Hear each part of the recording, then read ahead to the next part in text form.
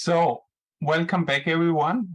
Short break. I hope everyone got the coffee or tea or a glass of wine or whatever you need for the next talk. So, the next talk is by the LaTeX 3 team, impersonated today by Joseph Wright. I think I don't have to introduce the LaTeX 3 team, and there are a lot of people working here, and I'm looking forward to the talk on key value setting handling in the kernel. I will play the video, and I hope then members of the team, LaTeX team, will be here for helping in the QA. Hello, I'm Joseph Wright, and in this talk I'm going to be looking at siunitx version 3. In particular, I want to look at the history of siunitx and how I've gone about releasing the third major version. This is a talk about a package that I write and I maintain, but there's going to be a lot of LaTeX team code mentioned here, so I'm going to reference up front that this is an expl3 package using a lot of expl3 and related methods. So although the team's contribution here is not direct in the code, it is in the environment in which it's written. So this is really an update for a talk I gave back in 2018 in Rio de Janeiro, and I've taken there a slide from that talk where I told you at that time about what I was doing working toward version 3. And what I told you was that I'd got quite a bit working. I'd got core functionality working for a third version, and I'd got some updates for an existing API, but I'd got lots of to-dos, and those to-dos were a real challenge. So one of the things I want to explain is what I've been able to do in order to address that to-do list. And we're going to come back to a version of that slide toward the end of my talk. But I'm going to take you back now to 2007. So this is how I got into this area, and really how I got into be a serious tech programmer. There was an email from Stefan Pinot to the newsgroup Context Tech in the days where that was where you reported LaTeX bugs. And you'll see that he found a bug in a package called siunits, and siunits allowed you to write units in a somewhat semantic way. You'll see some of the macros are a little bit awkward, and to have it formatted, format the output in either math mode or in text mode. And he found this bug in the text mode output. And I saw that, and I was interested in units. There was a few packages at the time. siunits was one of the leading ones, and I spotted this, and I said, oh, I'll come up with a fix. And then it turned out that siunits was no longer really supported by its author. He'd moved on to other things, and so I ended up sort of volunteering to take over the package. And then I looked at the other Unix packages that were out there, and I made a rather foolish decision, which was to take over both siunits and a related package called sistyle, which did sort of complementary things, and to come up with a single combined package that would do all of the things they did and bring in features from other packages. So I've referenced numprint, units, unitsdef, and hep units, and to try and bring in a single consistent interface. And one of the ideas I had was I could do the units parsing better. And in fact, that is going to be the core of siunitx from then to now. So I sat down and I started writing a package. The very first testing version wasn't called siunitx, it was just called si, and you'll see here 18th of February 2008 was when the first release went to CTAN as an experimental pre-version 1 package. It took a little bit longer, till April of 2008, for me to get everything finished, and one of the reasons was it turned out that what a lot of I ended up doing was actually not units or supporting units with simple number formatting, but making tables of numbers, and that a lot of code there was inspired by a package called rccol. Why was that? Well, in order to when you format units, quite often you want to write quantities. A quantity is a number and a unit, and if you want to do that, you want to be able to do various things with the number, and then once you start parsing numbers and formatting numbers, then it makes sense to extend to columns of numbers. And so that's, although I would say siunitx was and remains a Unix package, there's quite a bit of the code that's actually about tables. So that first release went quite well. What could it do? It could parse and format units. That was the core idea I'd had that I could bring here that was a new thing. It had a single keyval interface for all of the different functions. So if you look at the predecessors, they tend to use different commands for different parts of what they're doing. I wanted to do better than that. It had automatic number formatting, so I inherited some of that from numprint. I brought a few ideas of my own, including sort of dealing with uncertainties, standard deviations. It could do tabular alignment based on code from RC-col, also based on some code from D-column. And that rolled on into 2010, so I got to February 2010. So this is 2 years after the first testing release, and I got to version 1.4c. 1.4c is the last version on the 1.x series. What was wrong with it? Well, the internals were mainly just me recoding stuff from other packages, certainly the ideas, other than the unit parser, which I'd written from scratch. The keyval names, I'd made some mistakes there, and there wasn't really any internal API or any internal documentation. A lot of the loops inside it were self-coded and not very efficient, and I wanted to do better. So I took a step back and I decided on a rewrite. So my initial plan was to rewrite in the same style, classical tech programming, lots of @ symbols. But around this time, Will Robertson had pointed me to Expo3 and asked me about it, and I was looking at it quite heavily, and there were lots of good ideas. So I thought, oh, I'll recode them myself. But as I worked on it, the number of ideas I wanted was so large that I was going to basically duplicate all of that effort, and it was not a sensible plan. So at this point, I decided to say I was going to require Expo3. Now in 2010, that wasn't a straightforward decision. I wouldn't have any worries about it today. Because the language wasn't quite as stable, it wasn't as widespread, there weren't as many features. One of the features there wasn't was a keyval high-level interface.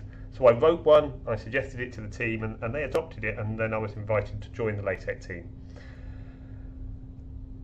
I came up with some newer internal API, so there were some internal structures to version 2, and performance was improved. Part of that was using Expo3 for loops and things rather than my own coding. Part of it was I rethought some ideas. Now that version 2 series went pretty well. So you'll see this is the last identifying line from the 2.x series, and this has got to 2021. Although, as I said, I actually started thinking about problems I'd had in version 2 back in 2014, and I set that out in Brazil. What was wrong with version 2? Well, you know, every time you make a new version, you make new mistakes. So it made some assumptions about fonts. So particularly as we move to a Unicode world, some assumptions about how characters are set up were just wrong. Expo3 has developed a lot in the past 12 years, certainly in terms of best practice in public. I'm sure Frank, David, Chris have ideas, the same fundamental ideas are there, but we've got a better stability of those ideas, clear idea of internal code, documented code level functions, and then document level functions. The internals are still too messy, and that links to it being a monolithic source. So there's rather a lot of code in version 2 where one part of an implementation relies on knowing about another part, just too much of it. The only testing there is the documentation. You touch at the documentation, if that works, it's probably okay, and that's not ideal. That document is pretty long, it's getting on for 100 pages, and so finding mistakes problematic. And there's still performance issues. So I wanted to address all of that. And I wanted to address that by first building tests, then writing the code, and so I could actually be sure that version 3 would not have some of the issues I had. So from version 1 to version 2 I made quite a lot of changes, and some of that didn't work so well. So for version 3 I wanted to have a better idea that my launch would go well. One of the biggest changes and one of the blockers for launching version 3, when I talked about this last, was the change of font handling. So what siunitx does is it says, well, the official guidelines for typesetting units are they should be in an upright Roman font, and they shouldn't obey local font changes. So in version 2, that's implemented by detecting the current font, using an mbox, so text, to force us out of math mode, then forcing us back into math mode, and then potentially applying text again if we want to typeset in text mode, and then adding whatever font commands we need to restore whichever local font settings we've been asked to. So you can turn that on and off. And you'll see that doesn't look very efficient. It's quite slow because it always forces change from text to maths and possibly back to text. And it's not always 100% reliable. There are cases that are difficult to pick up. So the new approach is look at the current font settings, and if we need to reset something, we set it. If we don't, we leave it alone. And it means that you only use an M box if you need to change the math version. Now that's important because it means that if you're in text mode and you're being asked to typeset in text mode, you don't put stuff in a box, and so spaces can be broken out if we want to. So it enables some breaking of things which weren't possible in versions 1 and 2. Now the thing is, you'll see that those are fundamentally different approaches. All the keys have been renamed, and so I was stuck with how was I going to launch, because I knew there'd be people who would run into problems with this. So back to the slide about version 3. So I got the unit formatting. So core functionality, we can parse units, we can format them, we can do real number formatting, we can do tabular columns, and this was all out there in 2018. I've kept the old API, that's capital SI and lowercase si. Those names were never great. Capital SI was inherited from a predecessor package, lowercase si was something that matched it, and it's the one that's used for units. But you'll see that they aren't really semantic. Capital SI is quantities, lowercase si is units. They're not great. The retained document API, so num is fine for numbers, and the S column I've retained, that's for number alignment. Now, I did toy with changing the S column to something else, but there's a very limited number of tokens you can use for column names because of the fact they have to be a single letter. And so I didn't really want to risk taking another letter there. So you might, if you want a more semantic view, want to call that an N column for numerical alignment. And in the version 3 code, you can tell siunitx what to call that column. So I'd be tempted to think about that, but I haven't changed it globally. Then I've got a new API. Now this is now no longer experimental, this is the new approach. So /unit. Why didn't I use that in version 1 and 2? Well, the units package uses unit in a different way, but well, in versions 1 and 2 I wanted to let you load both. For version 3, tough. Load one or the other. And qty for quantity. Now that clashes with the physics package. But again, I've decided I'm going to accept that clash. If the physics package is loaded, I don't define qty, I only define uppercase SI. The physics package has got various problems, and I have decided that, you know, I will live with that clash. Also working now, compatibility settings. So I've written a reasonable amount of compatibility code, but as I said, there are places that you can't be compatible. How did I fix that? Well, the LaTeX team, since 2018, came up with a way of rolling back packages. So there, the idea is if you have a distribution where you have an old version of a package and you name it in the right way and you set up a couple of lines in your new package, the user can say in their document, use package, name of package, optional argument, identifier for the old version, and it will load. So that means that if people need version 2, they get version 2.8e, the very last release. The only changes that will ever be made to that code now are if I need to maintain compatibility with Expo 3, but that is frozen, and so you can force a frozen usage. Products, range and lists I've now sorted out, and the way I sorted those out is I realised that what I want to do is I want to keep num, unit and quantity fast. So they're focused on a single, num and quantity are focused on a single number. A product is something like 4 meters by 3 meters, and that's not a single number. A range is 2 meters to 4 meters, and a list is 2, 3 or 4 meters. They're all semantically different from a single number, and because they're relatively rarely used, I can afford to have them use a slower parsing to pull out that information. I did something similar with complex numbers, which used to be covered as part of /num, but now they have their own document level API, complex num, complex qty. The reason is that again, I've got a new internal format for numbers, and it's for real numbers. And it's very efficient, it's faster. But it doesn't cover complex numbers, which are essentially 2 real numbers put together, one of which is the complex part, the real version of the complex part. Now it does mean I've changed the semantics of num, but it also means that I gain performance for the very common case of real numbers only. It also means there are various bugs in version 2 that most people haven't noticed because they haven't pushed combining complex numbers, products and ranges and lists. If you try to, you get some odd results. Now I've divided things up, you don't.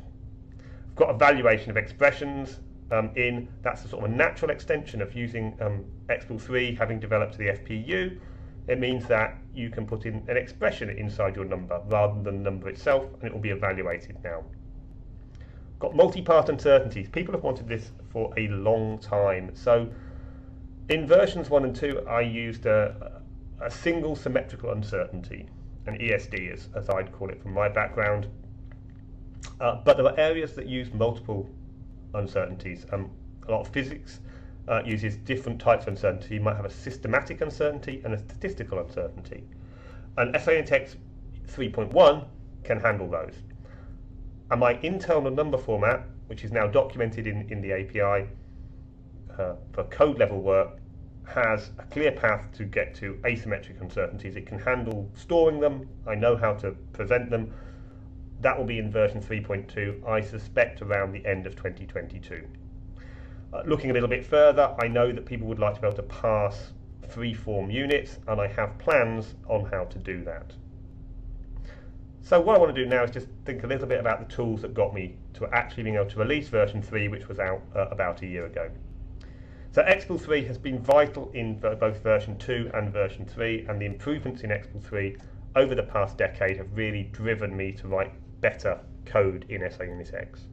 So I would say that siunitx is now an exemplar package of how to write a large expl3 based package. LT command, what used to be called XPath, has delivered the ability to come up with new APIs very easily, and that nice clean separation of layers has come about as part of that. I've emphasized L3 build here because it more than anything has delivered. All of the tests I've written, which are taken those old PDF based tests and written them out as clear traceable tests in a text format, they're all in L3 build. They are vital because they mean that I now, when I make a change, I can do that development work and I know I won't be breaking stuff, or I know what will change. It's a lot more comfortable for me. I'm going to reference GitHub Actions there. So GitHub obviously is a commercial situation, but Actions works very well. I used to use a previous CI. There are others out there, but I would say if you're writing a large-scale LaTeX package, automate your testing because it doesn't get bored. It runs every time I make a commit. I'm also going to reference something else commercial, Git Kraken. That's the Git GUI I use. I use some of the more advanced features for other LaTeX work, but for siunitx I just want simple interface and it lets me keep a track of where I'm up to. I like it very much. I also like something which is free and funded by TUG, TechWorks. TechWorks was written as an interface for an editor for beginners, but I think it is a brilliant editor for doing lots of work. It does occasionally run out of steam and I have to use something else, a programmer's editor for complex operations, but my day-to-day tech programming and as a user is all TechWorks. I want to finish with some thanks. I have to thank Stefan Pinot. He got me into this, and Stefan contributed an awful lot of beta testing in versions 1 and 2. The predecessor packages were written by Danny Els, Marcel Heldorn, Harold Harders, and Erkhard Gutholen. All important code. Frank Mittelbach, obviously lead of the LaTeX team, but here I had some very useful discussions about the font detection system and how to improve it for version 3. David Carlisle famously wrote dcolumn, and siunitx implements the dcolumn strategy as well as the rccolumn strategy. Will has been very useful in talking about how to deal with special symbols, particularly the open type math setup. Till Tantau wrote PGF keys, which I based L3 keys on, and I think that's vitally important for how siunitx works. And finally, my guru for math mode is Enrico Gregorio. E-Gregors. Yeah, thanks a lot for the presentation, and good that you are online here now. So we are open to questions in the QA, or just raise your hand if you want to talk. Joseph is ready. Yeah.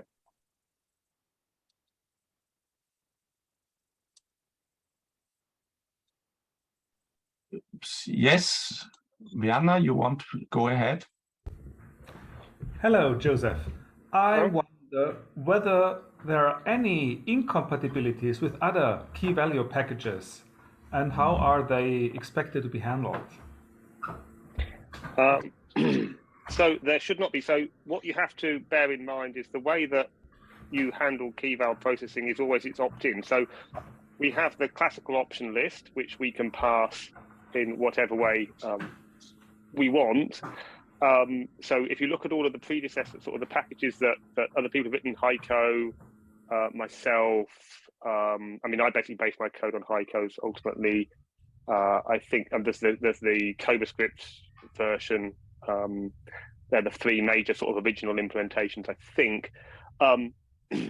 If you don't, you take the options that are stored by LaTeX and you pass them using whatever keyval parser you choose. So it doesn't matter if somebody else loading another package chooses to pass them a different way, because they'll be starting from the options stored by LaTeX. So you either the option list that's been edef'd and Zappat spaced, or the raw option list if you've got code that's updated to do that.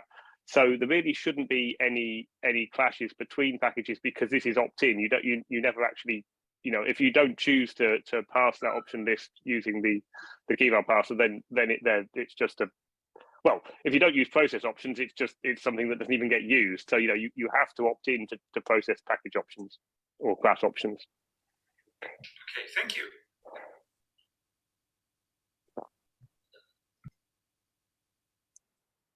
Further questions? It's just so straightforward.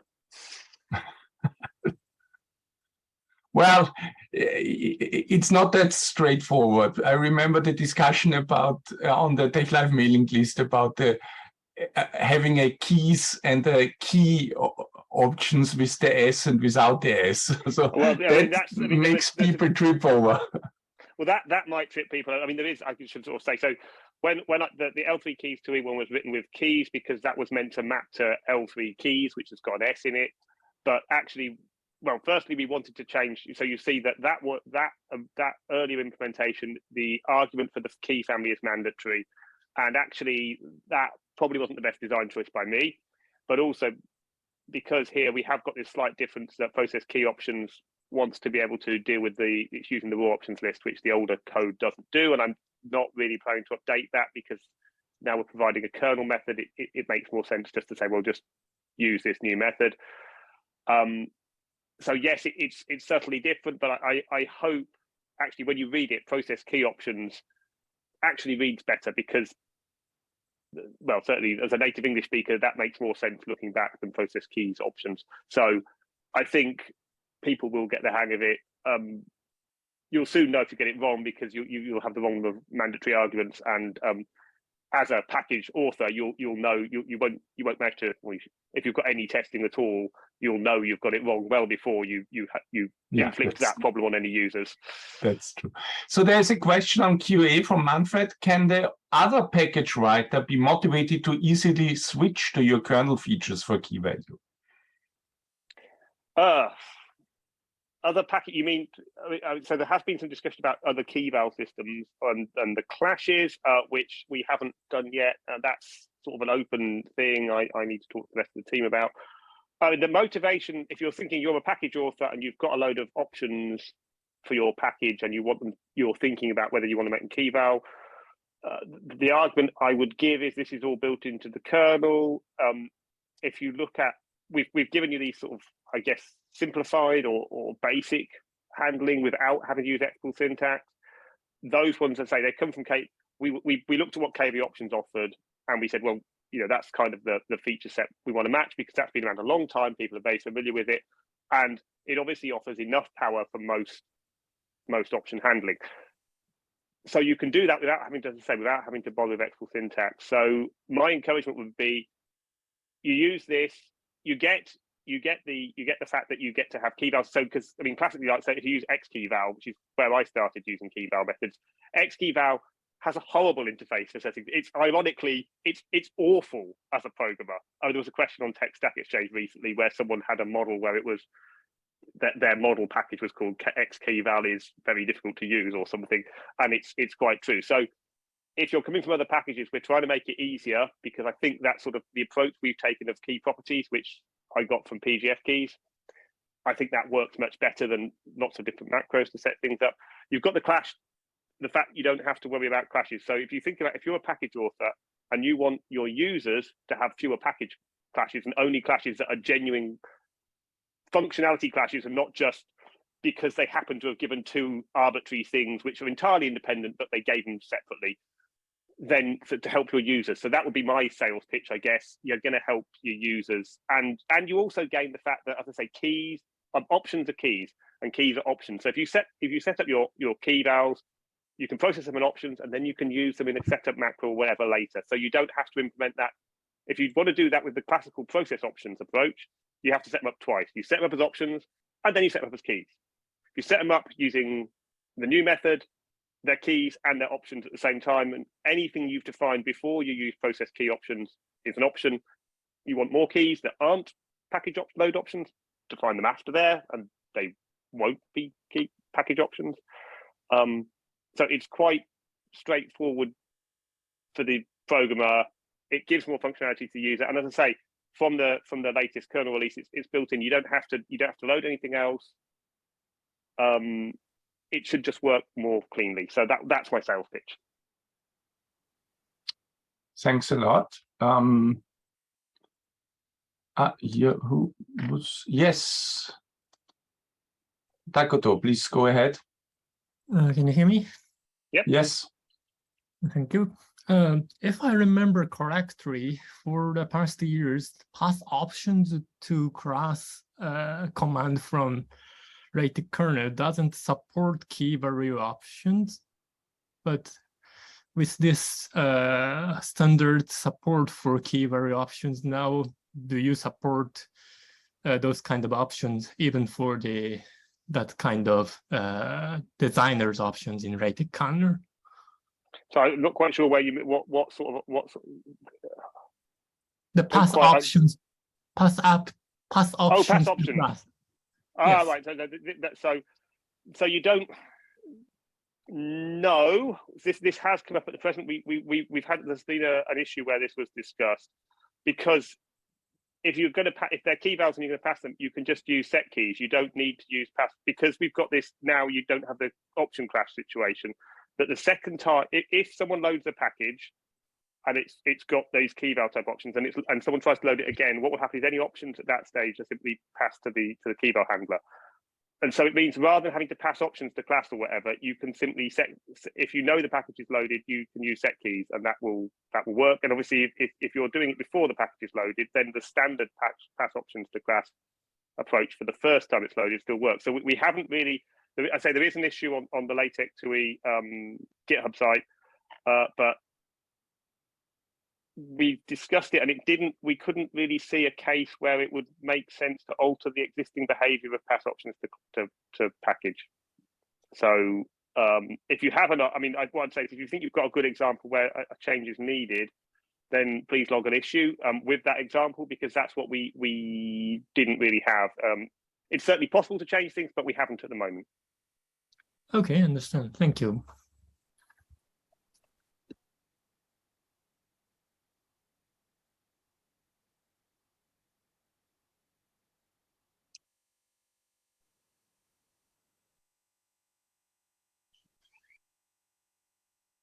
Well,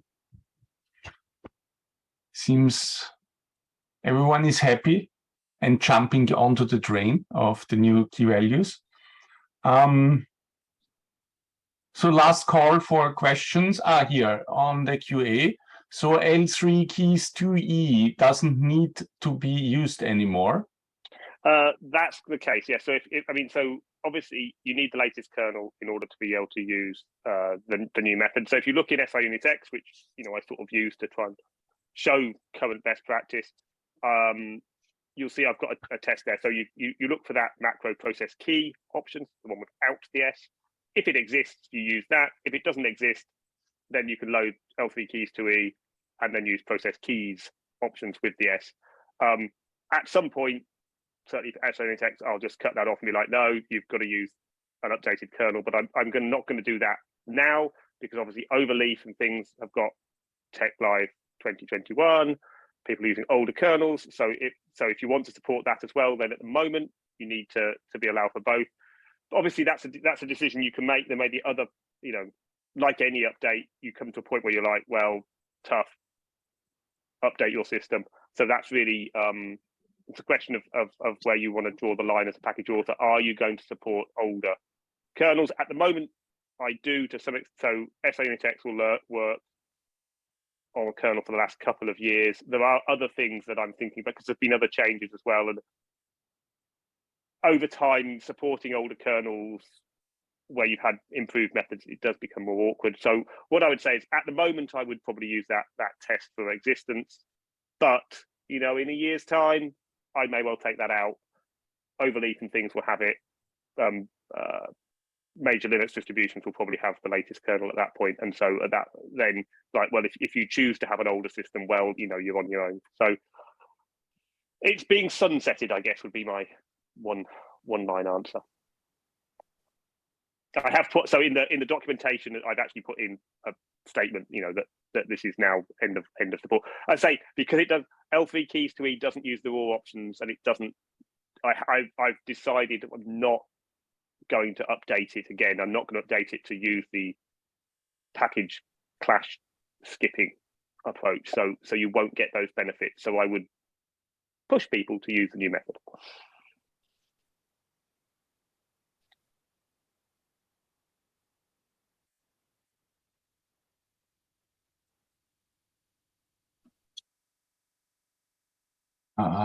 Yes, thanks. Also Dennis mentioned thanks.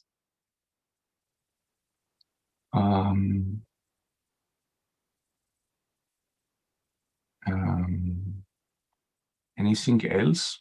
Let me check. Not at the moment. So we still have ample time. Please go ahead. Grill Joseph about keys and values. This is your one-time chance. I mean, I suppose what I didn't say there is, yes, we've got this clash detect, better clash handling and things, but actually, I think I would probably say to people, although we've improved option handling, in many ways, load time options, the only options I would be passed personally, writing a new package, I would probably only set up options for load time that absolutely have to be given at load time. Everything else is usually better given in some kind of setup command. So, I have SI set up in siunitx. I see Manfred has posted a question. So it will also support UTF-8 on options. Yes, so we're taking, so the new code uses the raw options list. So the raw options list saves exactly what the user has put in without any expansion. Actually, the other change, so I talked about the case changing yesterday, and I said that one of the reasons we changed there was because we've changed how actives are treated in the kernel, and so actives are now protected. And so actually that should mean that they work in 8-bit engines without having to avoid the EDEF. But what it does mean is anything that would explode inside an EDEF, well, you have to watch it because it still has to be done. But basically, yeah, if it would give an error inside an EDEF, it won't work because we still have to create the kernel can't know whether the options are going to be used in a classical sense or with the new handler up front. So they have to be ready. But if it's something that just gives the wrong result after being EDEF, zapping the spaces makes it wrong, then that will work with the raw options list in a way that it doesn't work with the classical method. But yeah, so UTF-8, yes, but largely because of other changes. Okay, really great.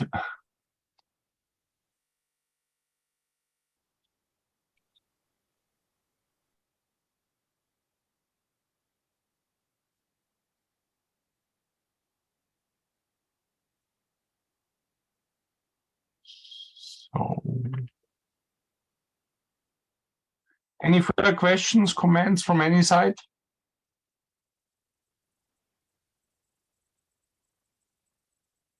Well, then,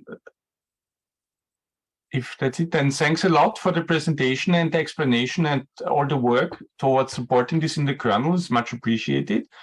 And I guess if there are problems, the issues or the LaTeX issues will be, so you will be happy to get issue reports on this, but I'm quite sure this will not be necessary. Okay, again, thanks a lot.